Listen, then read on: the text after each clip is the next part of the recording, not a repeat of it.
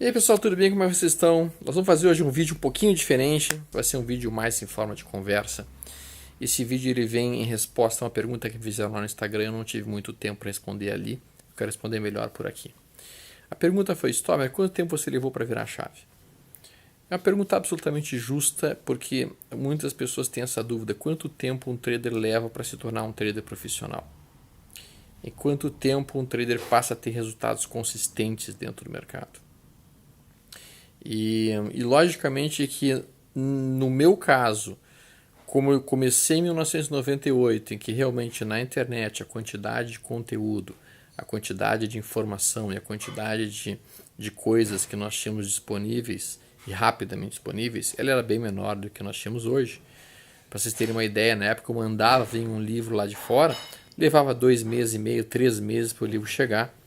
E aí realmente nesse tempo eu tive que aprender muitas coisas na marra. Eu tive que aprender muitas coisas fazendo e botando meu dinheiro, experimentando e vendo o que dava certo e o que não dava certo.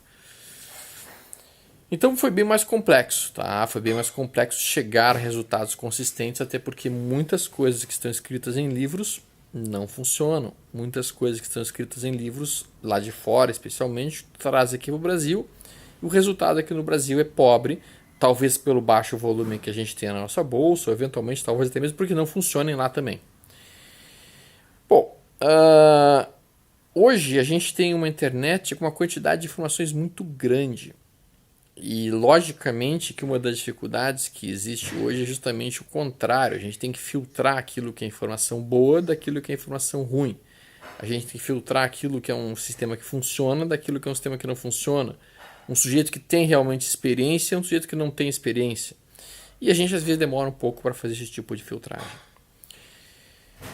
Mas vamos voltar um pouco para a questão principal. Quanto tempo um trader demora para virar a chave? Bom, o Lao Tse, que é um dos maiores pensadores do taoísmo, ele tinha uma frase que eu acho que é perfeita para o mercado. Várias frases dele são perfeitas para a vida e essa absolutamente se encaixa com precisão dentro do mercado. A frase que ele diz é assim: se você quer ganhar conhecimento, adicione uma coisa todos os dias. Mas se você quer ganhar sabedoria, elimine uma coisa todos os dias. Eu demorei muito tempo para entender essa frase, o significado dessa frase para o mercado financeiro. Depois de muito e muito tempo eu comecei, e o início da minha vida de dentro do mercado realmente foi de buscar conhecimento. Então eu tentava estudar sobre todos os indicadores, eu tentava aprender como é que os indicadores eram realizados, eu tentava aprender mais sobre o mercado, eu tentava aprender mais sobre sinais, aprender mais sobre setup, sobre sistemas, sobre formas de operar. Vamos lá, vamos falar sobre delta, vamos falar sobre gregas, vamos falar sobre volatilidade, vamos falar sobre índice futuro, vamos falar sobre hedges. Enfim, eu tentei aprender todas as ferramentas possíveis de mercado e como elas são operadas. E os resultados não vinham. Quanto mais eu aumentava o meu nível de conhecimento, os meus resultados ficavam cada vez mais inconsistentes. E aí, finalmente, lá pelo segundo ano e meio que eu estava dentro do mercado, começou a entrar um pouco de sabedoria na minha mente. Eu comecei a eliminar um indicador aqui, eliminar outro indicador aqui. Eu comecei a ir eliminando coisas. Eliminando coisas que não aumentavam o meu nível de acerto. Eliminando coisas que não melhoravam o meu payoff. Eliminando coisas que apenas aumentavam a minha quantidade de dúvidas, a minha quantidade de receios, a minha incerteza a respeito do que vinha acontecer. E à medida que eu fui eliminando coisas e tornando os sistemas mais simples, automaticamente eu consegui fazer o quê? Eu consegui aliviar o meu córtex pré-frontal. Córtex pré-frontal? O que é isso, Storm? Do que tu está falando? Bom, no nosso cérebro, a gente tem uma estrutura chamada córtex pré-frontal e que ela tem uma função. A função dela é ser o chato da festa. O que eu quero dizer com o chato da festa? A função dela, do córtex pré-frontal, é impedir que você ceda aos impulsos, impedir que você simplesmente faça coisas que o seu id quer, mas que muitas vezes o bom senso te diz para não fazer. Então o córtex pré-frontal é aquele sujeito chato que fica dizendo o seguinte: cara, não faz isso porque tu não pode fazer, porque tu está acima do teu controle de risco. Cara, não compra agora porque está longe do teu stop, seria uma compra muito arriscada e não faz sentido tomar essa posição aqui. Ou não está encaixado dentro do sistema operacional. Então o nosso córtex pré-frontal é aquilo que serve dentro do nosso cérebro para impedir que nós cedamos aos desejos intrínsecos que existem na nossa mente. Entendido isso, entendido esse aspecto, podemos dizer que o córtex pré-frontal ele é praticamente como o Sancho Panza e nós somos Dom Quixote. Então o Sancho Panza ele fica dentro da medida, dentro daquilo que ele pode, tentando trazer Dom Quixote para a realidade, tentando impedir que Dom Quixote ataque os moinhos de vento com o seu cavalo, com o seu Rocinante. É isso que o Sancho Panza tenta fazer no livro. E é isso que o nosso córtex pré-frontal tenta fazer conosco enquanto estamos fazendo day trades, swing trades ou positions. Quando as nossas operações elas são mais longas, são operações usando o gráfico semanal ou mesmo usando o gráfico diário, nós temos mais tempo para refletir a respeito daquilo que está sendo feito. Nós damos mais tempo para que o nosso Sancho Panza, o nosso córtex pré-frontal, consiga impedir a entrada em pontos errados, consiga impedir os rompantes dos nossos Dom Quixotes. Mas só que tem um problema, o nosso córtex pré-frontal, ele tem uma limitação. Vários estudos mostram que o nosso córtex pré-frontal, se ele for sobrecarregado, ele para de funcionar. Como assim para de funcionar? Simplesmente ele buga, que nem diz minha filha. Buga completamente. E aí ele permite que a gente faça todos os desejos impulsivos que nós temos. Como é que a gente sobrecarrega o nosso córtex pré-frontal? Simples. O nosso córtex pré-frontal ele vai pegando as informações do exterior, ele recebe as informações do exterior, filtra elas e ela impede que a gente tome decisões impulsivas. Só que se nós colocarmos mais do que 7 informações ao mesmo tempo para o nosso córtex pré-frontal, para o nosso cérebro, então mais do que 7, simplesmente, e o número é esse, 7, simplesmente o nosso córtex pifa, para de funcionar. E a gente começa a operar de forma impulsiva.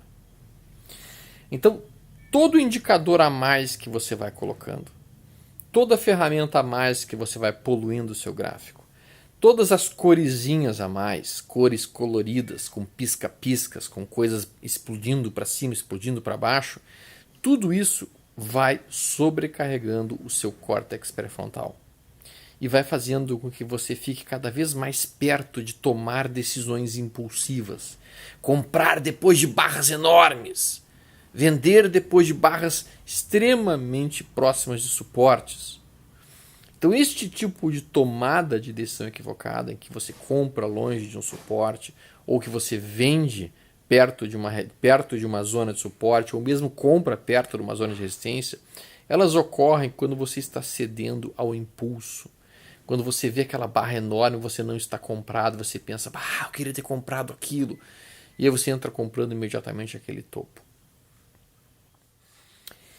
Então, para que nós evitemos que o nosso córtex pré-frontal seja completamente sobrecarregado, eu comecei a perceber que gráficos mais limpos, gráficos com a menor quantidade de indicadores possíveis, com a menor quantidade de ferramentas possíveis, eram mais fáceis de serem lidos pelo meu cérebro.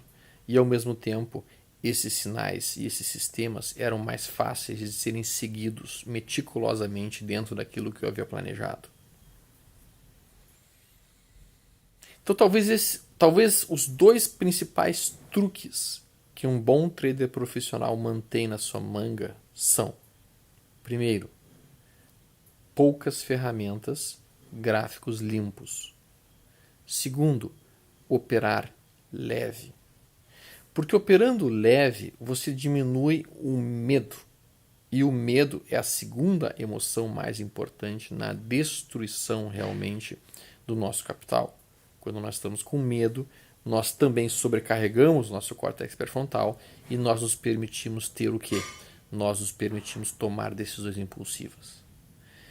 Gráficos simples, com poucas ferramentas, e operar com um capital mais leve, nos permitem executar a técnica com perfeição. É lógico que à medida que nós vamos desenvolvendo a nossa experiência no mercado, nós vamos conseguindo carregar posições mais pesadas, sem tanta preocupação, sem tanto estresse, porque nós adquirimos confiança naquilo que nós estamos fazendo. E talvez seja por isso que eu não uso volume no meu gráfico. Muitas e muitas pessoas me perguntam: Stober, eu vi que você não usa volume no seu gráfico. Verdade, eu não uso. Sabe por que eu não uso? Porque em todos os testes estatísticos que eu fiz nos últimos 20 anos, não houve um único teste que demonstrasse que um volume mais alto ou um volume mais baixo poderia aumentar ou diminuir determinado nível de acerto para um sinal.